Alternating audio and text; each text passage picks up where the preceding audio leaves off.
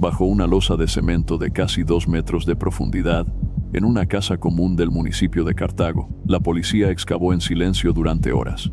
Cuando la pala finalmente rompió la capa de tierra blanda, el lugar quedó en absoluto silencio. Un olor penetrante invadió el ambiente, y desde la oscuridad apareció un cuerpo en posición fetal, envuelto en telas con banderas del ELN. Esa mujer era Nancy Gelbes, 61 años, madre de 5 hijos, la misma que toda una ciudad había buscado desesperadamente durante 4 meses. Para una familia del norte del valle, el mes de noviembre comenzó con una angustia que ninguna madre, hija ni hermana quisiera experimentar. Ese día, comenzó la búsqueda desesperada de Nancy Gelbes, una mujer de 61 años, madre, cabeza de hogar y figura central en la vida de sus hijos. Todo empezó cuando, de forma repentina, dejó de responder el teléfono. Los mensajes no llegaban y las llamadas se perdían sin respuesta. Para su hija Paula Peralta Gelbes, que vivía en Estados Unidos, la situación era completamente fuera de lo común. Hablaban a diario, incluso la noche anterior, habían mantenido su rutina de conversación habitual, pero al día siguiente, el silencio fue absoluto. Conforme pasaban las horas y Nancy no aparecía ni daba señales, la preocupación se volvió sospecha. Sus hijos sabían que no era posible que saliera de casa sin avisar, mucho menos en horas de la madrugada. La idea de que pudiera haberse ido voluntariamente simplemente no encajaba con su carácter ni sus costumbres. En La Unión, a poca distancia de Cartago, Rafael Peralta, el hijo mayor, también trataba de contactarla sin éxito. A través de mensajes de texto extraños y mal redactados, que pretendían hacerse pasar por Nancy, la familia terminó de confirmar sus sospechas. Los textos no solo estaban escritos de forma inusual, sino que no correspondían al estilo ni al lenguaje que ella usaba. Nancy era directa, breve, y solía enviar mensajes de voz. Nada de lo que leían parecía auténtico. Marisol, la hija menor, también residente en Estados Unidos, fue quien expresó con más fuerza la urgencia de actuar. Sabía que su madre estaba sola y temía por su salud. La falta de comunicación prolongada no podía ser ignorada. Ante la distancia y la impotencia, las hijas recurrieron a un amigo de confianza de la familia, Julián Suárez, para que se acercara a la casa en Cartago y verificara qué estaba ocurriendo. Esa misma mañana, Julián llegó a la vivienda de Nancy, ubicada en el centro del municipio. Al llegar, notó que la reja no tenía seguro, algo totalmente inusual para ella. Tocó la puerta con insistencia, sin obtener respuesta. Su inquietud creció al recordar que Nancy siempre cerraba con doble llave.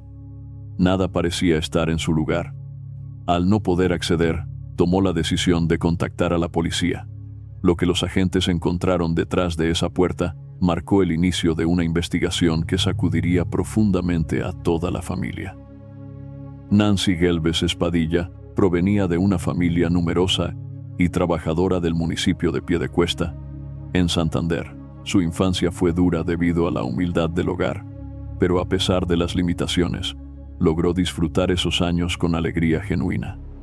En su adolescencia conoció a Rafael Peralta Cubides, quien se convirtió en el gran amor de su vida. A los 16 o 17 años, iniciaron una relación sentimental, aunque sus padres se opusieron. Nancy demostró el carácter firme que la distinguía y tomó la decisión de irse con él. En 1974, la pareja se estableció en Cartago, en el norte del Valle del Cauca. No se casaron por lo civil, pero Nancy le dedicó su vida entera a Rafael. Juntos formaron un hogar marcado por el esfuerzo y la estabilidad. Rafael fue pionero en la región, con un negocio mecánico especializado en calibración de bombas diésel, llamado Isel Cartago. Fue el primero de su tipo en el municipio, y se convirtió en el sustento económico de la familia. Con el tiempo, llegaron los hijos, Rafael, Roger, Paula, Miguel y Marisol, 5 hermanos que crecieron rodeados de amor y una vida familiar estable. Pero en noviembre de 1990, la tragedia golpeó a la familia. Un altercado ocurrido en una tienda terminó en una balacera. Rafael Peralta, quien estaba en el lugar, recibió múltiples impactos de bala. Aunque llegó con vida al hospital, no logró sobrevivir. El crimen nunca se esclareció. Las investigaciones apuntaron a la presencia de grupos delincuenciales activos en la zona, quienes habrían visto en Rafael Peralta un blanco por su progreso. Le iba bien, tenía su negocio, un carro, 2 motos. Para muchos, eso bastaba para despertar envidias o ponerlo en riesgo. Nancy Gelbes quedó viuda a los 34 años, con 5 hijos pequeños y un negocio que no conocía. Hasta entonces, había sido ama de casa, dedicada por completo al hogar y a la crianza. Rafael era quien manejaba las finanzas, las decisiones, el rumbo económico de la familia. Su muerte repentina dejó un vacío, pero también una carga pesada. A pesar del golpe, Nancy no se detuvo. Se enfrentó sola a la crianza de sus hijos y a la responsabilidad de un negocio mecánico que jamás había dirigido. Sin formación empresarial, sin experiencia en el rubro, asumió lo que la vida le puso enfrente: colegio, alimentación, cuentas, disciplina, afecto. Con el tiempo, se convirtió en una empresaria capaz. No solo sacó adelante el taller de Cartago, sino que logró abrir sucursales en otros municipios del valle. Incluso proyectó expandirse hacia Buenaventura. En medio de un entorno dominado por hombres, nunca dejó de ser ella misma. Conservó su estilo, su presencia. Caminaba por el taller con tacones altos y vestidos ajustados. Decía que era la dueña, y como tal, debía dar una buena impresión. Y lo hacía. En 2007, 17 años después de la muerte de Rafael, los hijos de Nancy empezaron a construir sus propias vidas fuera de Colombia. Uno a uno, fueron emigrando. Primero un hijo, luego su hija Marisol, después Paula, y finalmente Miguel. Rafael, el mayor, permaneció en el valle, aunque se trasladó al municipio de La Unión. Por primera vez, Nancy se vio completamente sola. En la misma casa grande que había albergado risas, rutinas y desvelos, el silencio empezó a hacerse más presente. Sus hijos le insistían en vender la casa, dejar el negocio, irse con ellos. Le ofrecían nuevas posibilidades, otros caminos. Pero ella se resistía. Aunque decía que sí, en el fondo sabía que no se sentía parte de ese otro lugar. Le costaba imaginarse en un país desconocido, sin sus raíces, sin su gente. A pesar del apego que sentía por su casa y sus negocios, en la vida de Nancy Gelbes siempre hubo una constante: la soledad. Pasó muchos años soltera, una soledad que angustiaba a sus hijos, especialmente porque realizaba constantes viajes por el Valle del Cauca y atendía el local en Buenaventura. El negocio la obligaba a moverse, incluso en contextos donde no conocía a casi nadie, y en un entorno comercial dominado por hombres. Aún así, seguía adelante, convencida de que debía hacerlo, porque el negocio en Cartago ya no generaba lo suficiente debido al aumento de la competencia. En lugares como Buenaventura, no era un secreto que los comerciantes se exponían a extorsiones y riesgos. Eran peligros reales, y Nancy los enfrentaba con firmeza.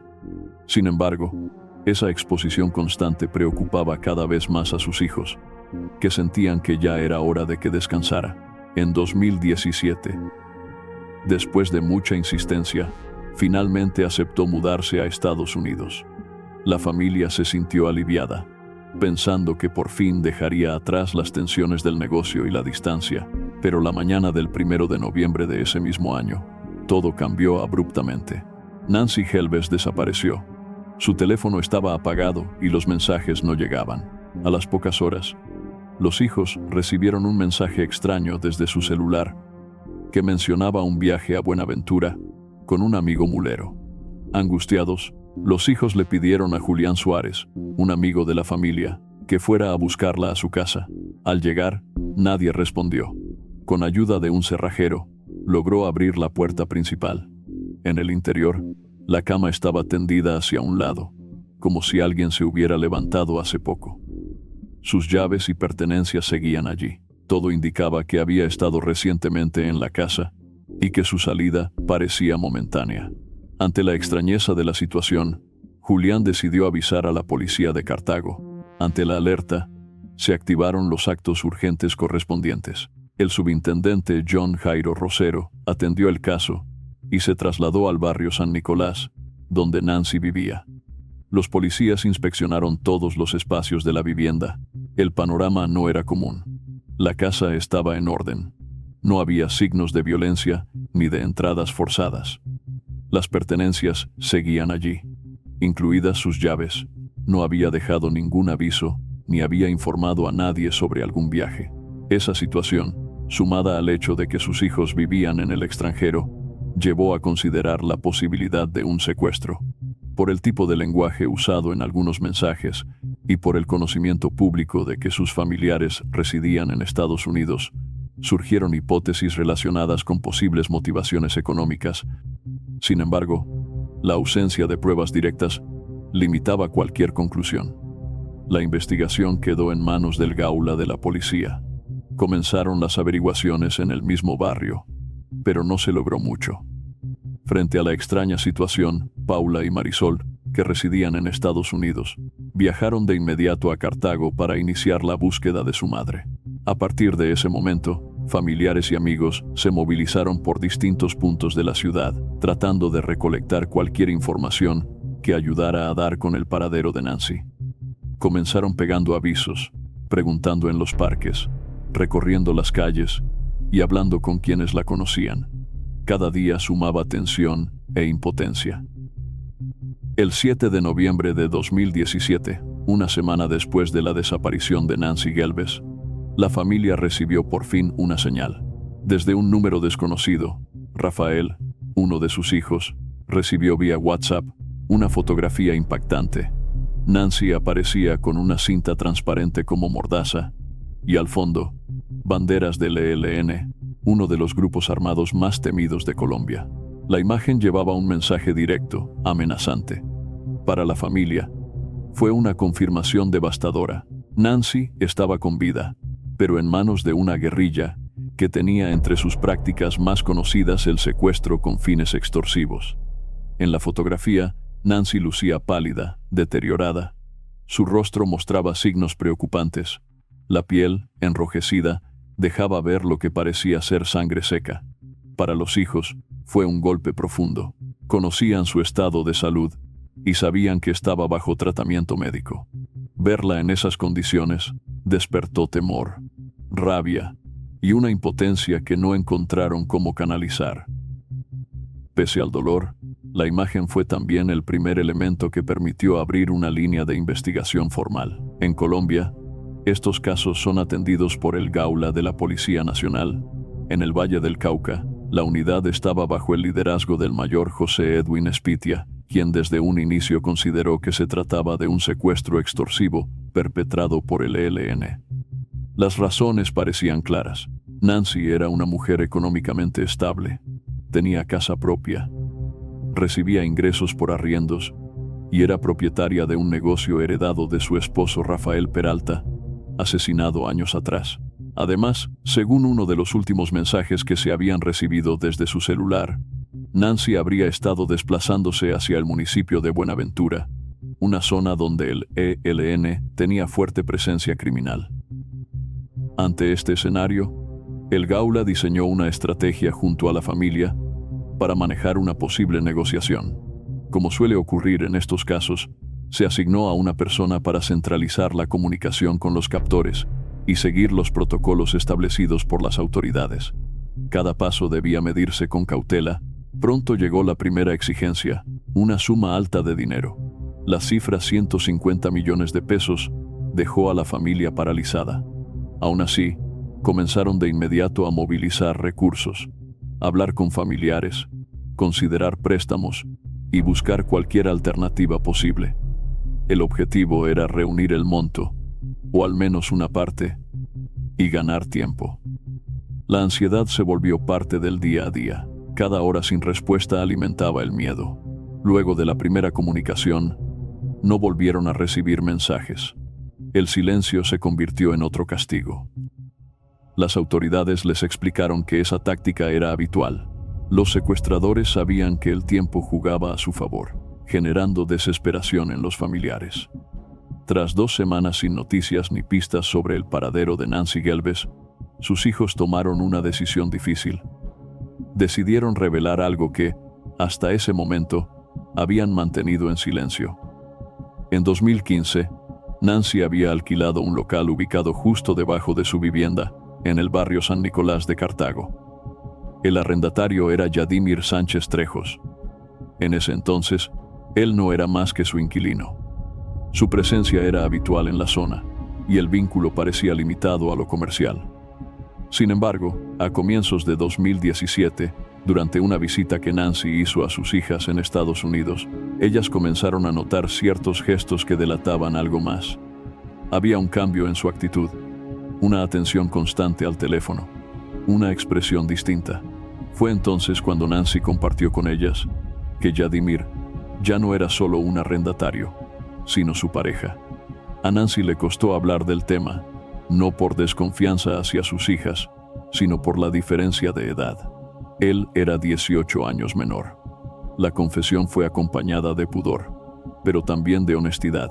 Había encontrado en él una compañía que la hacía sentir bien, que la trataba con respeto y con cariño. Después de tantos años sola, ese vínculo representaba algo más que afecto. Era una forma de volver a sentirse vista y valorada. Sus hijos, lejos de juzgarla, entendieron la importancia de ese momento en su vida. Nancy siempre había sido una mujer discreta, responsable y centrada en su familia. Había entregado décadas al trabajo y a la crianza. Nadie en su entorno la conocía como alguien que tuviera relaciones pasajeras. Por eso, sus hijos reconocieron que, si había decidido abrir su corazón, merecía respeto. Con el tiempo, Yadimir se volvió parte de su cotidianidad. Era una presencia constante y un apoyo, especialmente cuando Nancy debía viajar para supervisar su negocio. En ese contexto, al cumplirse 2 semanas de su desaparición, fue él quien tomó la iniciativa de contactar a la familia. Había estado tratando de ubicar algún número, buscando entender qué había pasado. Su reacción, igual de confundida que la de los hijos de Nancy. Una vez revelado el vínculo sentimental entre Nancy Gelbes y su exinquilino, el gaula de la policía decidió entrevistarlo. Yadimir Sánchez Trejos declaró que no sabía nada. Hacía días que no veía a Nancy. Según explicó, había entregado el local que le alquilaba desde 2015 y se había trasladado a Pereira meses atrás. Su testimonio no aportó información útil para avanzar en la localización de Nancy, ni ofreció pistas sobre los presuntos secuestradores.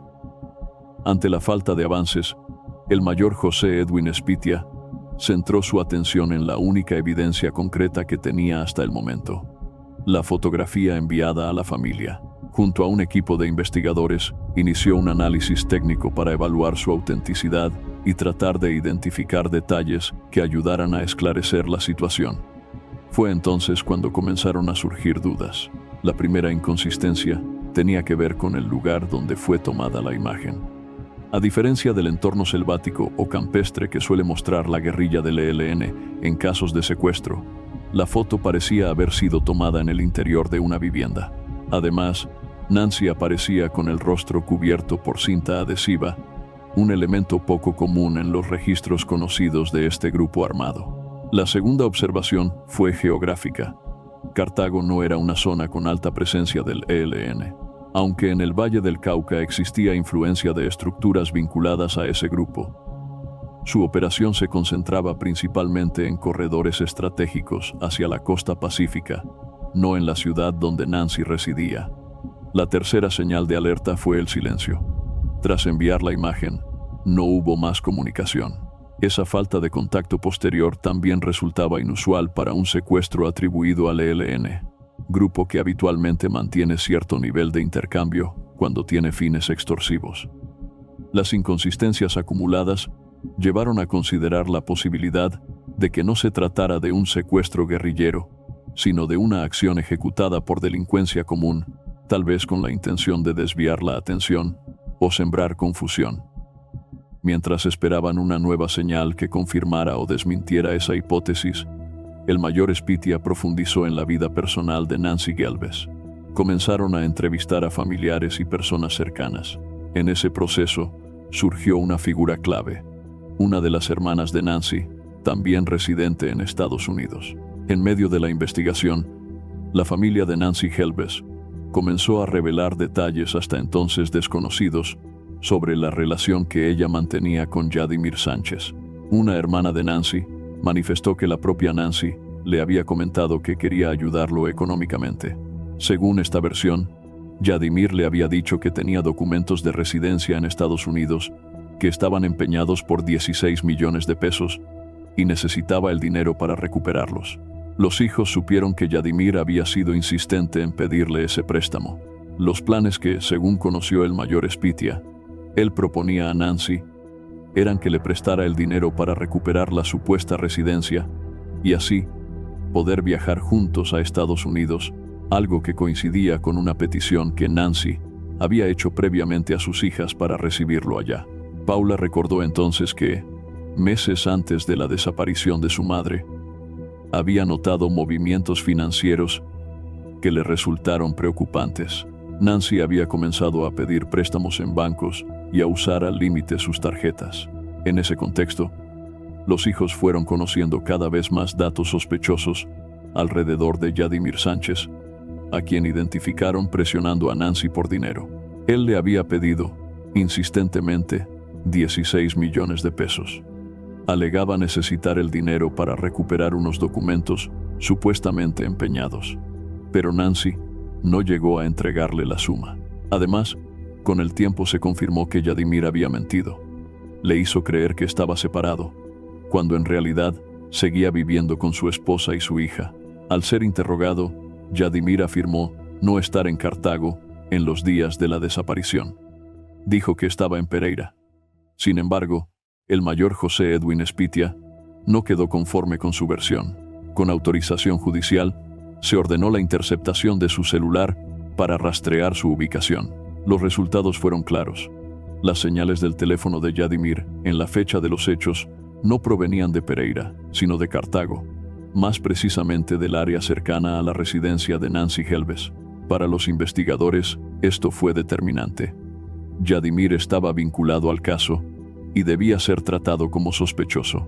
Con la investigación enfocada en él, la policía pidió apoyo a las hijas de Nancy para ejecutar una estrategia.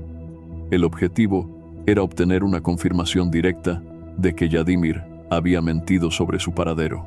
La llamada se realizó el 16 de enero de 2018, 3 meses después de la desaparición.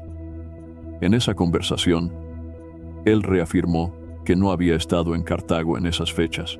Con esa afirmación grabada, las autoridades ya contaban con una prueba sólida. A eso se sumaron las interceptaciones y el posible móvil económico. El 24 de enero de 2018, el Juzgado Segundo Municipal de Tuluá emitió una orden de captura contra Yadimir Sánchez por el delito de secuestro extorsivo. La noticia de que él era el principal sospechoso se difundió rápidamente por toda la ciudad de Cartago. Cuando las autoridades desplegaron el operativo de allanamiento y registro, lograron finalmente ubicarlo. El 27 de febrero de 2018, 4 meses después de la desaparición de Nancy Helbes, Yadimir Sánchez fue capturado por el Gaula de la policía. Su presentación ante las autoridades quedó registrada en video. Al día siguiente, se legalizó la captura y la fiscalía le imputó el delito de secuestro extorsivo. Él no aceptó cargos y el juez ordenó su reclusión mientras avanzaba el proceso. En coordinación con la fiscalía se programó el interrogatorio al indiciado. Con Yadimir detenido, la pregunta central seguía siendo el paradero de Nancy. Durante un interrogatorio, la policía reveló que su teléfono había sido interceptado, y esa evidencia cambió el curso de la investigación. Bajo la presión de la prueba, Yadimir decidió romper el silencio y narrar lo ocurrido. Relató que la relación con Nancy había comenzado cuando él era su inquilino en 2015 y que, con el tiempo, el vínculo se volvió utilitario. Reconoció que su acercamiento respondió en parte a un interés económico. Describió la noche del 31 de octubre de 2017. Recogió a Nancy en su residencia, la acompañó a un local público donde consumieron alcohol y luego la condujo a una vivienda en Cartago que pretendía convertir en comercio. Allí, según su versión, surgió un forcejeo entre ambos. Yadimir afirmó que, durante el altercado, Nancy se desplomó. Tras su muerte, él decidió ocultar lo sucedido. En la misma vivienda, utilizó unas telas destinadas al negocio para confeccionar una bandera con la que simuló la presencia del ELN. Tomó la fotografía, que luego sirvió como prueba de vida, y a través de esa imagen, intentó exigir dinero, haciéndose pasar por un grupo armado. La decisión de simular un secuestro y presentar una supuesta prueba de supervivencia fue, según su relato, una forma de obtener un beneficio económico. Para evitar que el hecho se conociera, confesó haber cavado una fosa en la misma habitación donde ocurrieron los hechos, haber sepultado el cuerpo de Nancy y haberlo cubierto con cemento. Con esa declaración, Yadimir dejó de ser solo sospechoso de secuestro extorsivo para enfrentarse a cargos mucho más graves, incluidos los derivados de la muerte de Nancy. En su intento por obtener algún beneficio judicial, Yadimir Sánchez condujo a las autoridades hasta el lugar donde dijo haber enterrado el cuerpo de Nancy Guelbes. Indicó que el sitio estaba en el barrio República de Francia de Cartago. El 4 de marzo de 2018, el Gaula de la policía llegó allí para realizar la exhumación. El hallazgo estremeció a toda la comunidad del suroccidente de la ciudad. Al llegar al inmueble, las autoridades encontraron que ya estaba habitado por una nueva pareja. Yadimir había alquilado esa casa solo por unos meses, tiempo que aprovechó para ocultar el cuerpo. El subintendente John Jairo Rosero dirigió la excavación, que duró entre 4 y 5 horas, hasta que hallaron una fosa de casi 2 metros de profundidad. Debajo de una placa de cemento, encontraron el cuerpo de Nancy. El cuerpo estaba en posición fetal, envuelto en banderas alusivas al ELN. La pregunta que atormentaba a la familia ¿dónde estaba Nancy? Tenía por fin una respuesta, pero era la más dolorosa de todas. Para los hijos, imaginar los últimos momentos de su madre significó enfrentarse a un dolor inimaginable. Tras su confesión, Yadimir Sánchez obtuvo una rebaja de pena. No hubo juicio. El 29 de octubre de 2020, el juez primero especializado de Buga lo sentenció a 19 años de prisión por feminicidio y desaparición forzada. Para la familia, la condena fue insuficiente. Con la posibilidad de reducción por buena conducta, la pena podía quedar en la mitad. La indignación era inevitable. Ningún castigo parecía proporcional a la magnitud del daño causado. ¿Qué opinas de la manera en que la familia de Nancy nunca se rindió en su búsqueda? ¿Crees que las penas por feminicidio y desaparición forzada deberían ser más severas? ¿Por qué crees que muchas mujeres siguen creyendo en el amor, incluso después de haber vivido tanto dolor? Queremos leerte. Deja tu comentario con respeto y empatía.